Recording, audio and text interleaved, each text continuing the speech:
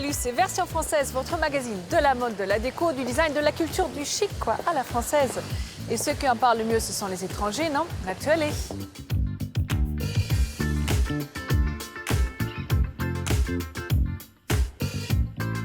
Rencontre avec Charles Zana, architecte et designer visionnaire.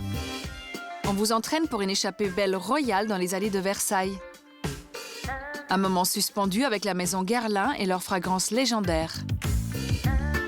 La relève, c'est You Talking to Me qui ont revu vos murs sous un angle bien barré. Mais tout de suite, point de vue, un regard affûté sur les nouveautés stylées de la semaine. Chic Version Française, c'est maintenant.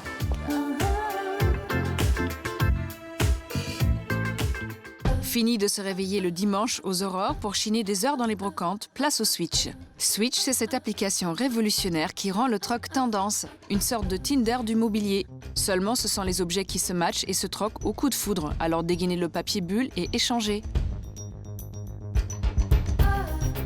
La Villa de Noailles, surnommée le paquebot, respecte encore la volonté des mécènes qui l'ont fondée, de maîtres mots, avant-gardisme et modernité. Alors qui sait, ce centre d'art qui a soutenu Dali, Cocteau et Giacometti couvre peut-être les maîtres de demain. Ce qui est certain, c'est que le futur y est déjà, et ça suffit à titiller notre curiosité. Garance ne nous a pas oubliés et nous a même concocté un livre depuis New York, ce livre que nous attendions toutes depuis ses débuts. Vous y trouverez ses conseils inspirés de la fashion sphère, mais aussi des tips pour essayer d'être une belle personne et de l'intérieur. Et oui, la queen du blog mode est sur tous les fronts. Fraîche, pétillante, raffinée, élégante, Julie Môme s'est fait pour cette femme, celle qui ose les superpositions et les transparences. Matière noble, série numérotée et finition couture, sa jeune créatrice secoue l'univers de la lingerie avec des ensembles délicats dont la dentelle suit nos courbes pour le plaisir des yeux.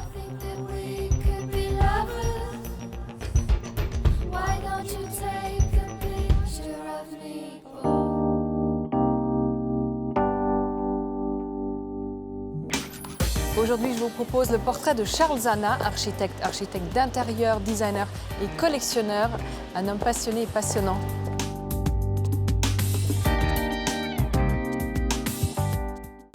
C'est en plein cœur du 6e arrondissement parisien que l'architecte Charles Zana a installé son agence.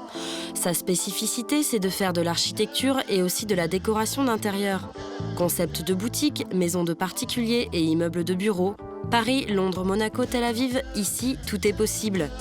Quand on vous dit architecte, vous vous dites plan. Eh bien, vous avez raison, car justement, Charles, vous faites quoi? Là, je regarde des plans. En même temps, c'est vrai qu'avant de se lancer dans une construction d'envergure, il vaut mieux vérifier, revérifier et revérifier. Et ces plans alors, ils correspondent à quoi, Charles? Voilà, donc là, tout est dessiné, pièce par pièce. Chaque pièce est dessinée en élévation, en coupe. Voilà, ça, c'est un projet qu'on a à la montagne. On est en train de réfléchir sur effectivement un projet de restaurant et on cherche un peu l'inspiration pour essayer de sortir des images, des croquis à la main, des ambiances, en respectant un style traditionnel montagnard, mais en le modernisant et en donnant un esprit un peu plus rock'n'roll. Ok, bon pour l'instant, avec les droites, les angles et les mesures, on a un peu de mal à voir le côté rock'n'roll, mais au vu de nombreux projets qu'a réalisé Charles Zana, on ne peut que lui faire confiance. Et pour cet architecte à la renommée internationale, les essentiels, c'est volume, lumière, circulation. C'est autour de ces mots-clés qu'il va imaginer ses projets. Là, ici, j'aimerais bien pouvoir ouvrir tout le pignon de ce bâtiment, parce qu'il y a une vue sur les montagnes qui est très belle. Et pour ceux qui auraient du mal à visualiser juste avec des plans, il y a les maquettes. Avouez-le, enfant, vous auriez rêvé d'en avoir une. Pour que les bâtiments prennent vie, il faut des matériaux, et ces matériaux, il faut les choisir avec soin. Ça, c'est sur un projet qu'on est en train de définir tous les matériaux. Et voilà, avec toutes nos recherches de pierres, de couleurs, on rajoute les tissus, les carrelages. Ça, c'est des céramiques qu'on a fait faire en Italie. Et ça, c'est aussi une matière qu'on a très envie d'utiliser aujourd'hui, du granito. Mais non, Charles n'est pas en train de faire une pause lecture. Quand on a la double casquette d'architecte d'intérieur, il faut aussi choisir le mobilier et la décoration. Pour trouver la perle rare, Charles est toujours à l'affût des dernières créations dans les catalogues de design. Et on regarde voilà, si on peut trouver des pièces intéressantes pour les projets. Là, effectivement, il y a 3 tabourets que je trouve un travail suédois, j'ai trouvé intéressant. Le regard aiguisé de Charles ne laisse rien passer. Ses projets, il les suit jusque dans les moindres détails. On ne peut pas juger un parquet comme ça, j'en sais rien. Il a l'air très rose comme ça. Faut voir des échantillons. C'est vrai que ça serait dommage de se retrouver avec un parquet rose Barbie alors que le client voulait quelque chose de sobre. Ça, c'est toute la partie. C'est comme ça qu'on gère un peu la déco, c'est-à-dire les tissus, le mobilier, les canapés, l'aménagement. Alors, voilà, ça, c'est les ambiances par chambre. Ouais, donc ça, c'est des modèles de... On a dessiné des fauteuils, des canapés pour ce chantier. En fait, si je comprends bien, chez Charles Zana, on crée même les meubles. Ça, c'est une console qu'on a dessinée l'année dernière et qu'on a mis sur beaucoup de projets maintenant, qui est réalisée dans un marbre assez particulier, avec une veine un peu comme à la Soulage, qui est comme un trait de pinceau noir. Et voilà, et on a fait un ensemble de tabourets en bois et en marbre noir. Petite balade à la Manufacture de Sèvres, un des lieux d'inspiration de Charles.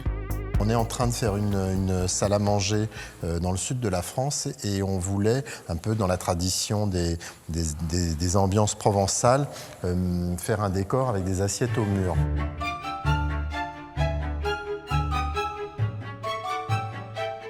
Quand je viens acheter des pièces ici, pour les projets, j'aime bien venir un peu dans les ateliers parce que ça m'intéresse toujours de voir comment les pièces sont faites.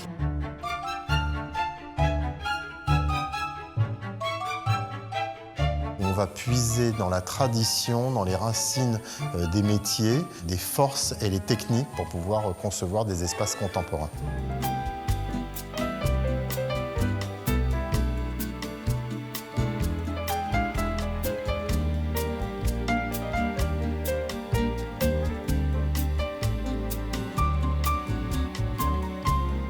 Bonjour Charles Zana. Bonjour Katharina. Merci de nous recevoir dans ce lieu. Vous venez tout juste aménager ici.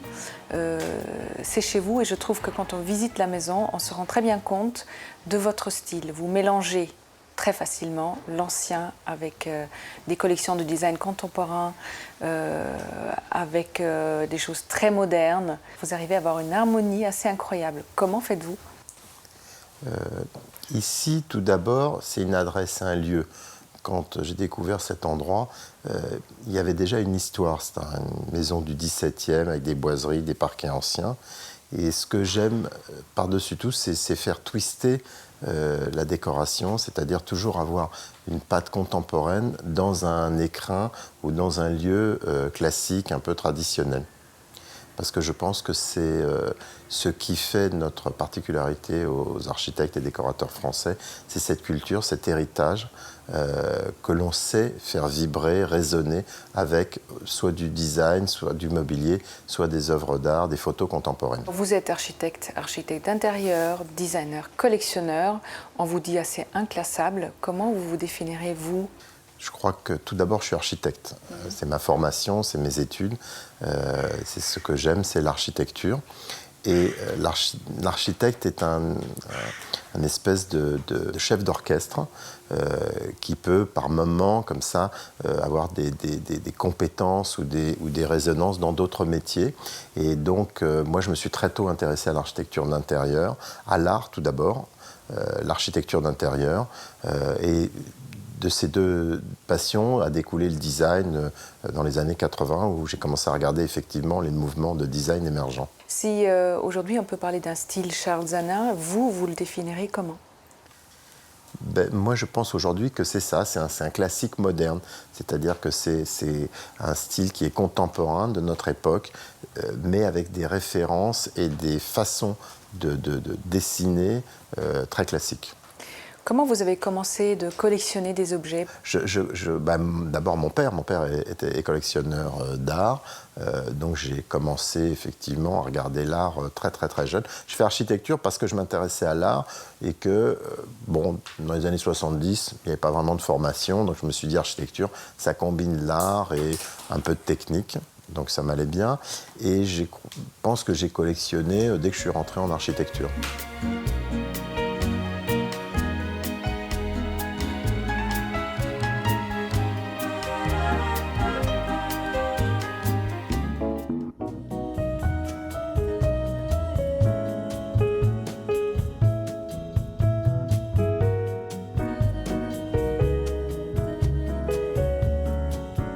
Charzana, en tant qu'architecte français, vous travaillez beaucoup à l'étranger, comme pas mal de vos confrères ou consoeurs. Est-ce que ce savoir-faire français dans l'architecture s'exporte bien ?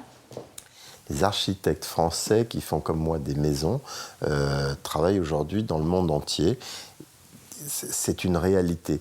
Je crois que c'est parce qu'on est tous avec cette culture française, cette French touch comme vous appelez, qui fait qu'on a une culture, une vérité dans nos projets, une approche qui est complètement différente. On fait de la décoration, mais avec toujours ce twist un peu contemporain, cette envie de faire des choses différentes. Et la réalité, c'est qu'effectivement, il y a aujourd'hui une quinzaine ou une vingtaine d'agences parisiennes, françaises comme moi, qui font des maisons à Londres, à New York, en Suisse, partout. Et ça, c'est vraiment une spécificité française qu'on se rencontre tous souvent sur des projets, à l'étranger, dans des salons. Là, je pars à New York la semaine prochaine et je sais que j'ai beaucoup de confrères qui partent aussi. Et ça, c'est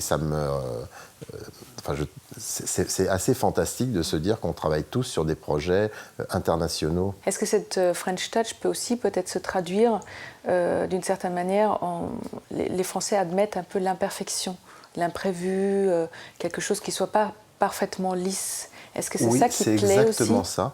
C'est ce que j'essayais de vous expliquer par la culture. C'est-à-dire qu'effectivement, c'est d'accepter ou en tout cas de mettre en scène des projets qui sont une invention à chaque fois, qui ne sont pas une reproduction d'un schéma. Je crois que chez les anglo-saxons, on reproduit beaucoup plus de tables, de lampes, un canapé au milieu. Je pense que chez les architectes français de ma génération, effectivement, on arrive à mélanger, à mixer les choses. On a aussi cette culture, on a les meilleurs marchands de design et d'art du monde. On a un musée fabuleux des arts déco avec ses collections. On a les meilleurs artisans. Donc la symbiose de toutes ces choses-là fait effectivement qu'on produit des chantiers pas imparfaits, mais originaux en tout cas, et avec une écoute des clients. Et ça fait des maisons qui se reconnaissent. Moi, très souvent, les gens étrangers, les étrangers, me disent qu'on reconnaît une maison faite par un architecte français. Merci beaucoup, Charzana.